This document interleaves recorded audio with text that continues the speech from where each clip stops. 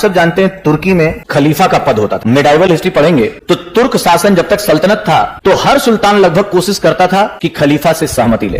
अलाउद्दीन खिलजी और एक दो और एपिसोड है, नहीं ली, एक्सेप्शनली लोगों ने नहीं ली। इसका मतलब यह है कि तुर्की में जो खलीफा है वो पूरे इस्लाम में एक तरह से धार्मिक गुरु माना जाता था, उसकी सहमति जरूरी होती थी। तो मुद्दा यह है कि ब्रिटेन के खिलाफ तुर्की लड़ रहा है कि नहीं फर्स्ट वर्ल्ड वॉर में। हुआ यह कि जब युद्ध हो रहा था तो ब्रिटेन ने कहा युद्ध के बाद हम कोई तुर्की पर शर्तें नहीं थोपेंगे। लेकिन जब वर्ल्ड वॉर समाप्त हुआ, तुर्की हार गया, तो ब्रिटेन ने तुर्की के साम्राज्य को कई भागों में बांट दिया।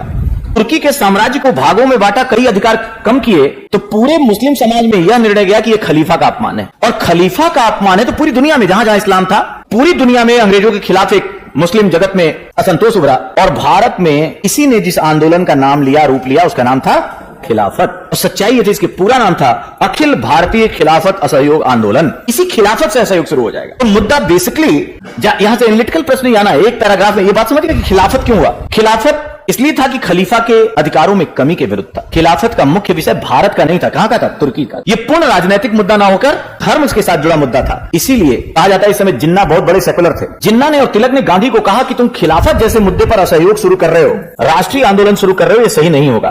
बाद के दिनों में देखना कि राजनीति में धर्म आ जाएगा, सांप्रदायिकता, लोग आरोप लगाते हैं।